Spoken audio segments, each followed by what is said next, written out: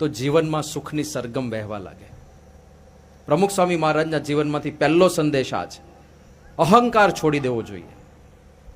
અંદર અંદર સંબંધમાં પણ પિતા પુત્ર ઘણા ઘરમાં બોલતા નથી. એક જ લોહી છે.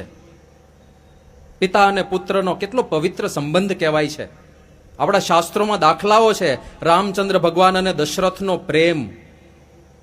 રામચંદ્ર ભગવાનને વનવાસ જવાનું થયું, પિતા પુત્રના વિયોગમાં તડપી તડપીને મૃત્યુ પામ્યા છે. એ છે પિતા પુત્રનો પવિત્ર સંબંધ. અને એ બે વચ્ચે જ બનતું ના હોય. અને શું પ્રશ્ન શું હોય? અહંકારનો જ પ્રશ્ન હોય. તમે ઊંડા ઉતરો ને, અહંકારનો જ પ્રશ્ન હોય. તમે નાના ભાઈનું વધારે રાખો છો, મારું વધારે રાખતા નથી. કાં તો તમે પેલાને વધારે સાચવો છો, મને વધારે સાચવતા નથી. પેલો વધારે બુદ્ધિશાળી છે, ભણવામાં વધારે હોશિયાર છે, એટલે એને વધારે પ્રેમ મળે છે, મને કોઈ પ્રેમ કરતું નથી. અહંકારના પ્રશ્ન, હું એ જ છે ને. બધું સરખું નથી હોતું. બધા પોતપોતાના પ્રારબ્ધ લઈને આવ્યા હોય છે, પણ એ અહંકારનો આંકડો જો ખાલી છૂટી જાય તો સુખની સરગમ વહે. ઘણીવાર તો રિયલાઇઝ પણ થતું હોય છે કે ભૂલ મારી છે. પતિ પત્ની વચ્ચે ઝઘડો થયો હોય ત્યારે તો બંને તુમાખીની અંદર હોય, જે તે બોલી ગયા હોય, જે તે સંભળાવી દીધું હોય. પછી અમુક દિવસ અબોલા ચાલે, જે સિસ્ટમ છે એ પ્રમાણે. અને અબોલા થોડા લાંબા ચાલે એટલે બંનેને એમ થાય કે આરું ખોટું થઈ ગયું, હવે બહુ વધારે થઈ ગયું, હવે બોલવું જોઈએ. બોલવું તો જોઈએ, પણ શરૂઆત કોણ કરે?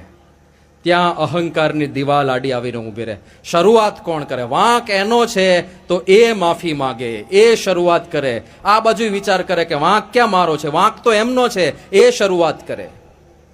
અને શરૂઆતની રાહ જોવામાં એ ડિસ્ટન્સ એટલું બધું વધી જાય કે પછી શરૂઆત કરવાની કોઈ શક્યતા નથી રહેતી.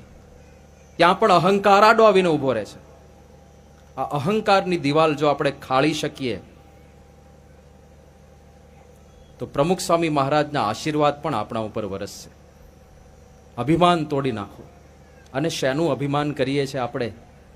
શેનું અભિમાન? શું છે આપણી પાસે? શું લઈને આવ્યા હતા અને શું લઈને જવાના છો? મારી સંપત્તિ, મારી પ્રોપર્ટી, મારું નામ, મારી ડિગ્રી, મારી પદવી, શું રહેવાનું છે? એક દિવસ રાખ. તમે જે રાખમાં, જે જમીન ઉપર બેઠા છો ત્યાં કરોડો લોકો દટાયેલા છે. જ્યારથી આ પૃથ્વીનો ઉદ્ભવ થયો, જ્યારે કર્ણનું મૃત્યુ થયું ત્યારે કર્ણએ કૃષ્ણ ભગવાન પાસે એક વરદાન માંગ્યું હતું કે પ્રભુ, મારો અંતિમ સંસ્કાર એ જગ્યા પર કરજો જ્યાં બીજા કોઈનો અંતિમ સંસ્કાર ના